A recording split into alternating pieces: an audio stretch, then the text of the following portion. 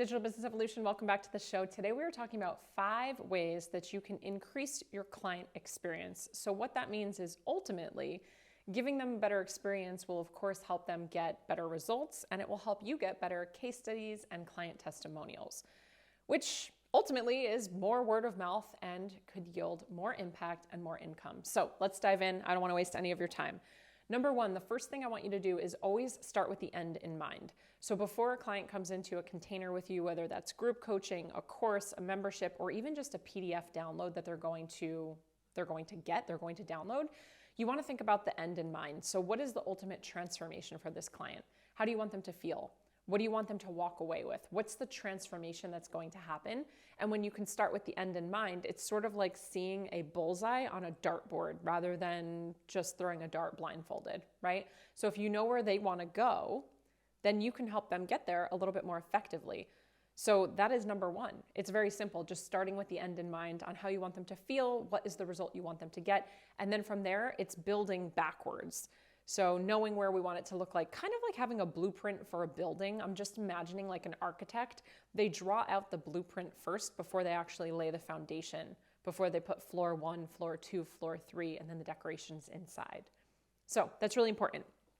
Number 2, what is your onboarding process? So I love this little quote or mantra: expectations equal experience. Expectations equal experience. So when someone purchases something from you, no matter high ticket or low ticket, even if it's free, there's an expectation that happens immediately of what they think is going to happen, what they hope is going to happen. If it does or does not happen, that's immediately going to start to create an experience for them. One of the biggest mistakes that I see coaches make, especially during launch, is they'll launch something. They'll have open cart, closed cart. They'll shut the doors down. People will purchase from them. And after they purchase, that's it. They don't really hear anything. It's crickets. People will pay, and then days or weeks will go by before the program actually starts, before the mastermind starts, before the whatever fill in the blank starts. What happens in that time frame is buyers will oftentimes have buyer's remorse because there wasn't an experience that happened. There wasn't a transformation. There wasn't a win. They don't feel seen and heard. They swipe their credit card and they sort of forgot about it. Think about it like this. If you ordered this mug from a store online, and a week went by and it didn't come, but it had said 3 to 5 business days, and then 2 weeks went by and it didn't come, and then 3 weeks went by, it didn't come. At a point, you'd reach back out to the company and say, like, what's going on? Where's my mug? Can I get my money back? Was the order canceled? Did it go somewhere wrong? Can I have tracking information, right? You're like, what happened to my product that I was promised? So even if you have good intentions, I'm going to close the doors to this thing, and 2 weeks later, the program's going to start. If they don't hear from you in that 2-week span in the onboarding process, number 1, they could potentially have buyer's remorse. And that is when sometimes clients will reach out and say, you know what, this isn't a good fit. I'm kind of freaking out. I checked my bank statement and actually this isn't a really good idea. Can I have my money back? Doesn't mean it's always going to happen, but it definitely has happened to me, and it definitely has happened to many, many of my clients. So in your onboarding process, you want to make sure that you're eliminating something like that from happening, but also you're thinking ahead, starting with the end in mind. Expectations equal experience. Far too many coaches are over-promising and under-delivering. I'm going to give you the world. I'm going to change your life. We're going to have 7 million calls. I'm going to have all these guests. I'm going to da-da-da-da-da-da. We're over-promising in our marketing because we're grasping at straws. Coaches are grasping at straws, trying to convince people to buy their product or program. And then once inside their product or program, no matter the price point, people are often left disappointed because it's not as great as you said it was going to be. You've overpromised and underdelivered. The expectation that someone has will equal the experience that they have. Period. End of story.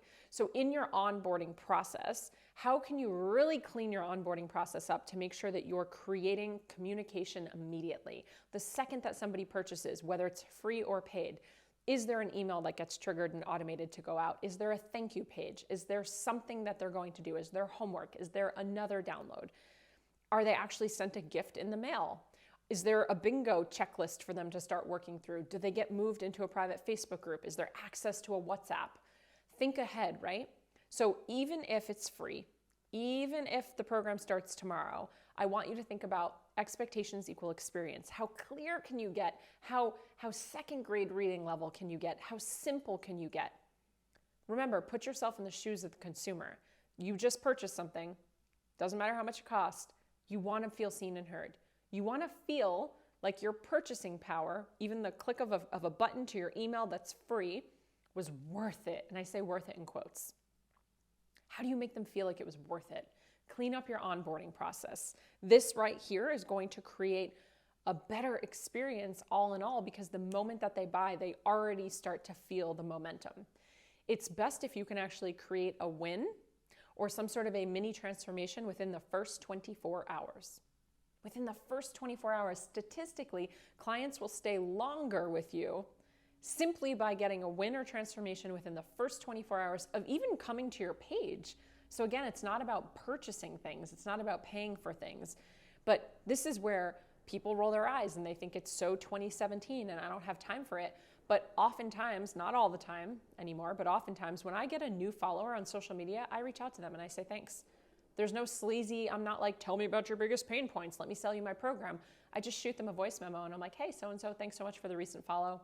I so appreciate your support on these tiny little squares. Let me know if there's anything I can do to support you. That's it. 9 out of 10 times I get a message back, oh my God, I can't believe you messaged me. Holy cow, I can't believe you voiced me. Wow. I'm not that cool. Of course I voiced you. Of course I messaged you. But it's about going deep, not wide. It's the customer experience from the moment that they come into your bubble, the quote unquote onboarding process, even if it's not a paid thing. It's how do you start to build that relationship with no attachment to what it might turn into.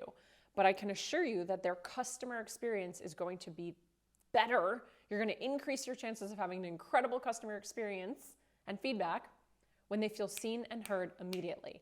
Can you get them a win? Can you get them a testimonial? And the win could be as simple as this. When someone purchases something and a page pops up to say, thank you so much, in that page, can you give them something where it's literally like, click here to join the Facebook group. Congrats, first step, you're done, you did it, right? Watch this 1-minute video, and in the video you say, congrats, by getting to the end of this video, you've officially completed your first assignment. You did it. And now mentally it's like, woohoo, check mark, I'm crushing it, right? I'm moving along, I had this win, it's great.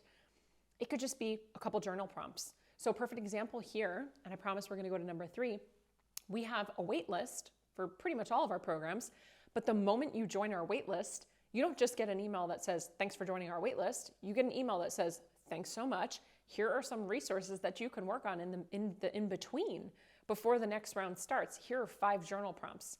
Here's a social media course you can take. Here's a cool Facebook group you could be a part of that I do free trainings in.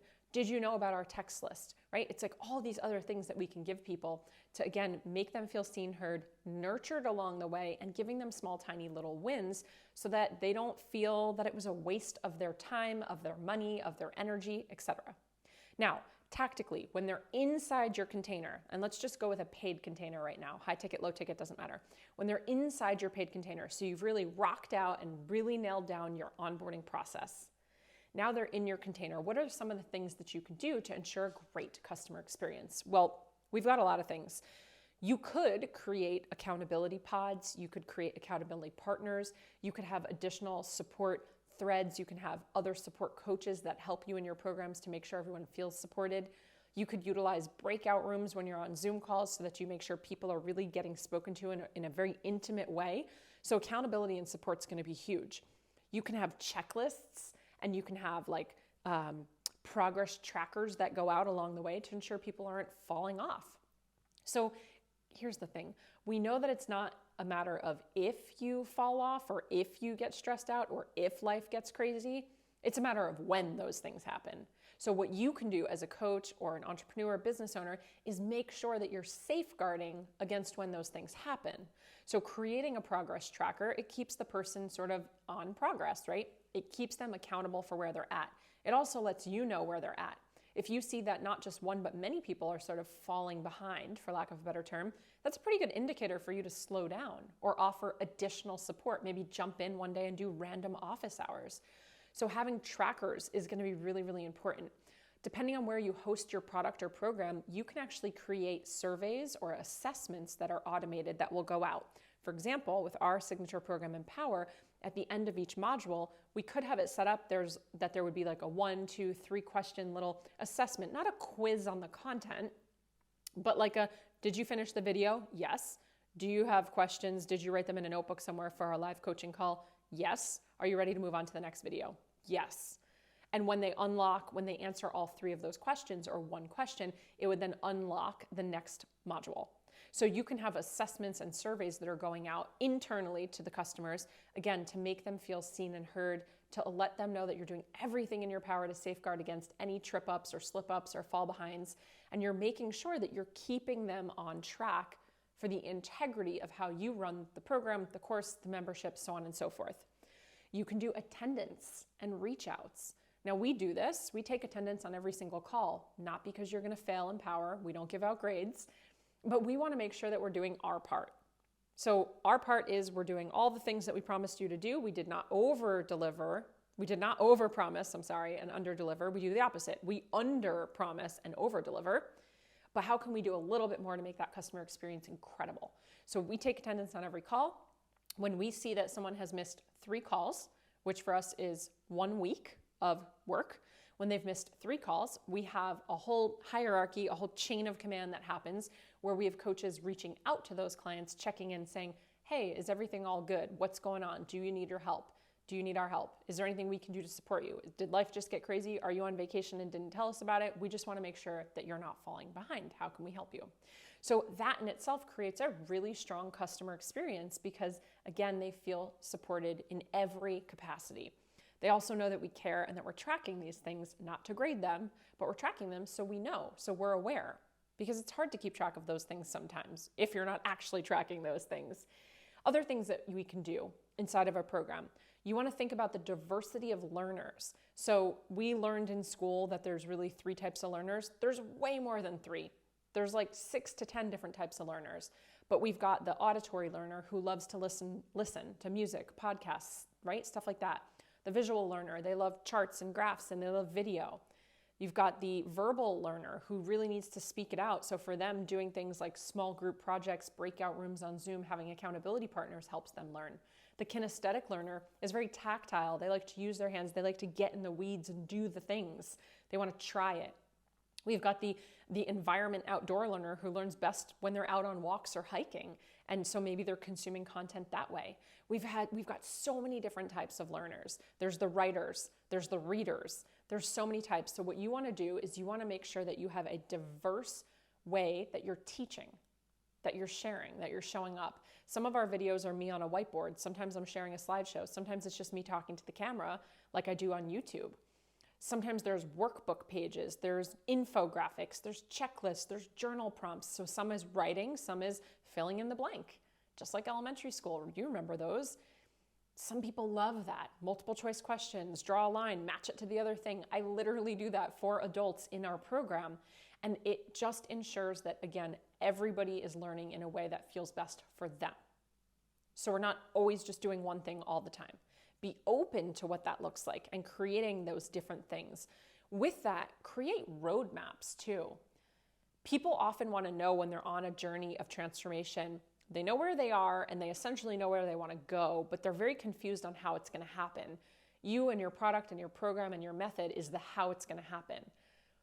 You know what it is. You know where they're going, but they're going blind. And that feels really uncomfortable for people. So if right away, even in the onboarding process, you can literally give a visual map, boom, here's the roadmap. This is what the next 12 weeks are going to look like. This is what the next 8 weeks are going to look like. This is what you can expect over the next 6 months.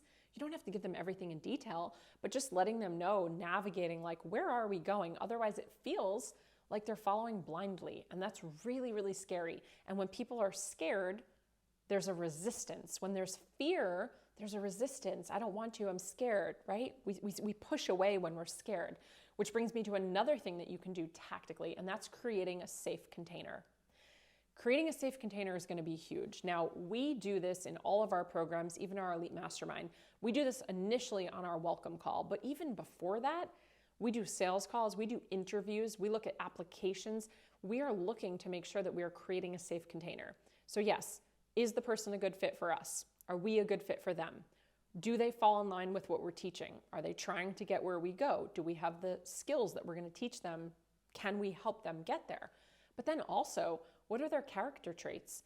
Do they live in integrity? I stalk people's Instagrams before I get on the phone with them, before they're jumping into programs.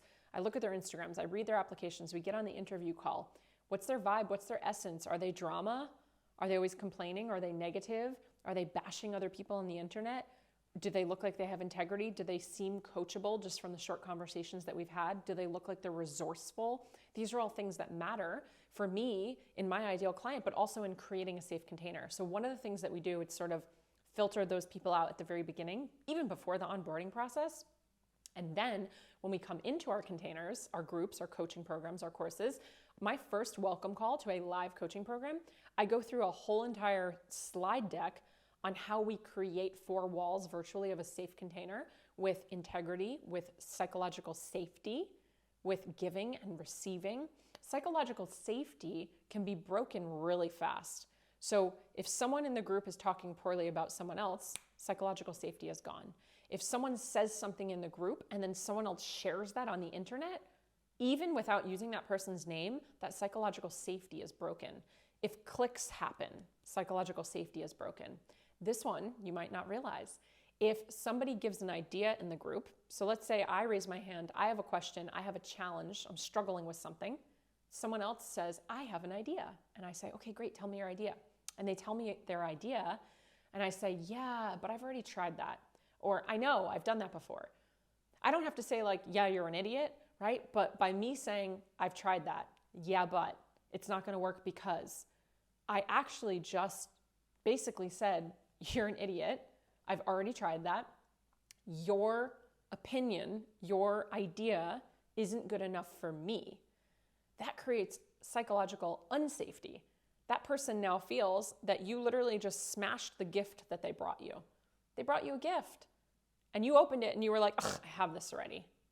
That's what happens. So creating safety within a container is really, really important, and it takes practice. This is something that needs to be done consistently. If this is a live coaching program, every single call, it is your job as the leader to continue to foster that safety. So no talking about other people or coaches or bad experiences, no using names, right? We start every single call, we put all of our wins in the chat box. They don't have to be business or financial. Then when you unmute yourself in one of my programs, you must start speaking by saying a gratitude. And after you say your gratitude, then you can move into your question. This sets the tone. It's all about creating the container. Expectations equal experience, right? Other things that you can tactically do, sending out surveys, sending out feedback along the way, depending on how long your program is. We send out survey forms a week into our program, halfway through our program, and then towards the end of our program. Most entrepreneurs are not actually reading the feedback, and if they are, they're not actually making changes. Remove your ego. Your ego is going to be your biggest overhead. Listen to what the people are telling you. Take it with a grain of salt. Remind them to be kind because you're a real human on the other side. But if they have suggestions, lean in. We have a 150-page book for Empower, and I tell my clients all the time, that didn't exist many classes ago. It only started after class, 5 or 6, because one of my clients said, hey, do you think you can make us a syllabus? And I was like, wow, how embarrassing. I was a teacher for 8 years and I didn't think to make you a syllabus. It was probably after class 3. So I made a syllabus and then I added like 10 pages to it. And I said, I'll do you one better. Here's a whole little workbook. But if I had allowed my ego to get in the way, which was my default reaction, which most of us it is, where I'm like, I know what I'm doing. I created this course. This is my course, right? No, I didn't do that. I was like, whoa, how embarrassing. I can't believe I didn't create a syllabus.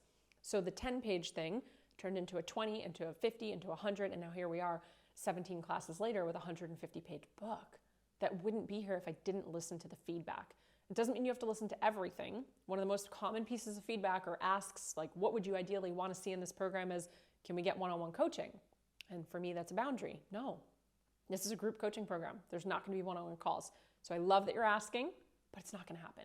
So when you're the boss, you get to call the shots. But at the end of the day, if you're not giving them an opportunity to tell you what's working, what's not working, what they could have seen done differently, what they would have liked done differently, what could be better in the future, how can you make it better for the future, right? For the next client that comes through, You really get to practice your flex your muscle of listening here and iterating.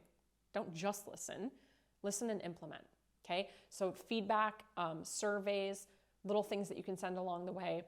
Of course, that's a great place also to collect testimonials and screenshots and client wins, but it's more to get feedback about their experience. And also creating the community within your container is going to be really, really important for customer experience. One of the biggest things that we hear every time, and this was never our intention, people rave about the community at Digital Business Evolution. When they come through our programs, they become family. They literally have Facebook groups with each other's class cohorts. Years after graduating, they still do calls together, unprompted, with no coach. They just keep doing it because they love the community that much. When you love the community that much, you don't want to leave. There's a family feel. There's like this FOMO if you can't make it to something. They continue to support each other, and if they continue to support each other, their results and their experience will be better. And then your testimonials will be better as well. Your lifetime customer value, your retention for them coming back will be better as well.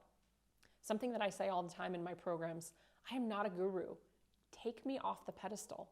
Certainly in our Elite Mastermind, it is a mastermind. It is not the Jess show. So when a client asks a question, I wait.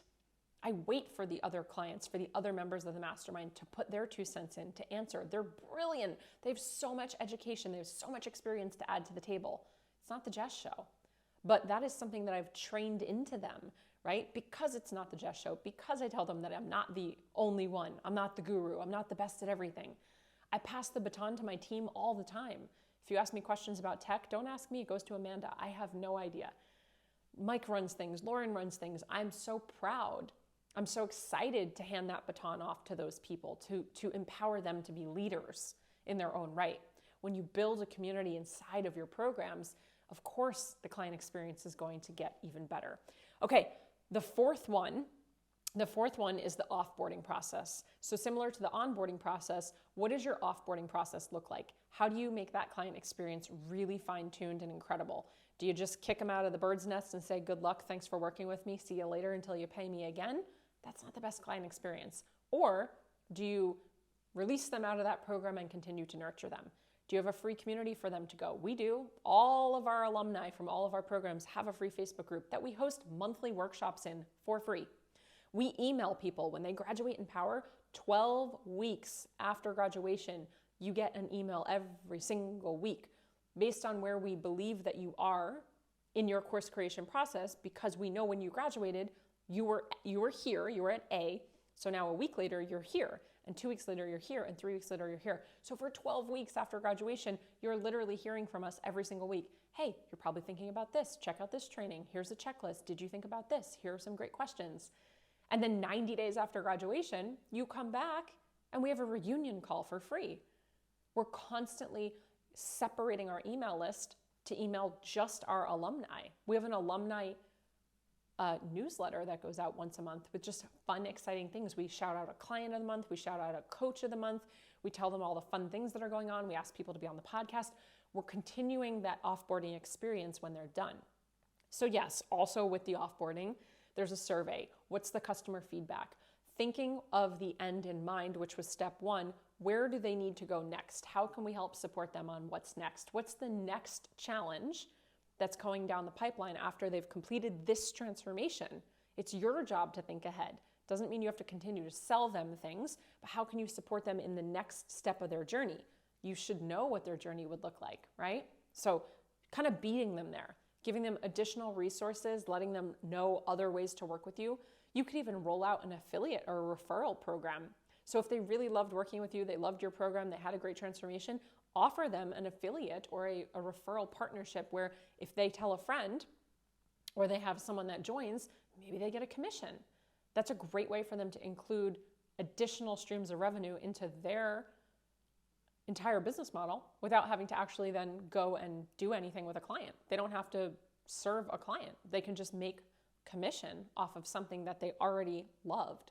So what does your offboarding process look like? And also making sure it's super automated so nothing slips through the cracks. You know, we send graduation gifts to people when they finish a container with us. We have all that ready to go. Another thing too, I'm going to go back for 1 second because I just thought of this. Inside of the container, tactically, there was a lot of things I told you. One of the things that we love to do is also just pre-schedule birthday posts. So we use Facebook groups still for all of our programs. Where we host our community is always in Facebook. So if someone's birthday falls within the container of the program, when the program starts, one of our people on the team go in and they create little Canva images saying happy birthday to this person, and they pre-schedule to drop on the day of the birthday. So we never miss. We never scramble. We're never like, oh my God, it was your birthday yesterday. I'm so sorry. It's preset. It's ready to go. It's automated. It's part of our onboarding process. Okay, the fifth and final thing is kind of looping back to what I was just talking about and even what I started with what is next. So with number 1, starting with the end in mind, number 5 is like an extension of number 1. What is next for them? Where are they going? What's their next goal? What's their next challenge? What's going to be the next hurdle? It's not about just selling them something else, but the customer experience is about you anticipating what they can't see. That's why people hire coaches and mentors. Can you help me see my blind spots? Can you help me plug the holes in my bucket where I'm leaking water? So can you anticipate what they cannot see yet? And then can you help point them into the direction that will best serve them? Okay, when you lock in on having an incredible client experience, when the expectations actually don't even meet the experience because the experience blows the expectations out of the water, that's when you get word of mouth referrals. That's when you get repeat customers. That's when the lifetime value goes up. That's when you make more sales. That's the magic. The client experience matters. Too many coaches are focused on getting people in and then they drop the ball. Do not over-promise and under-deliver. Do it the other way around. If anything, under-promise and over-deliver. Give them checklists and markers. Communicate clearly. Give them wins and transformations. Shout outs, make them feel seen and heard. Teach in different ways. Share in different ways. Shout them out publicly. Listen to what your clients are saying. Iterate. Make changes on the fly. Be open to removing your ego and really truly listening to your clients. And at the end of the day, when your clients have a bomb experience, they're going to tell other people about it. They're going to come back for more. And you're going to feel really good about yourself because you know that you did everything in your power to make them have the best experience, and their client results will show. So if you love this episode, take a screenshot, share it on social media, tag me at @IamJessicaDeRose. Let me know what some of your favorite things were that you're going to start implementing. What is something that you learned today that you haven't been doing in your business that you want to integrate? Also, if you can, it would mean the world to me if you leave rating and review, because the more of those that you do, those 5-star ratings and those reviews, the more ears and eyeballs this gets in front of, which means we get to help more people. As always, cheers to your evolution. Thank you so much for tuning in. If you loved this episode, I invite you to be a part of our ripple effect and share it with a friend. And please, if you feel called, take 30 seconds to leave a 5-star review, and I'll be forever grateful. Until next time, cheers to your evolution.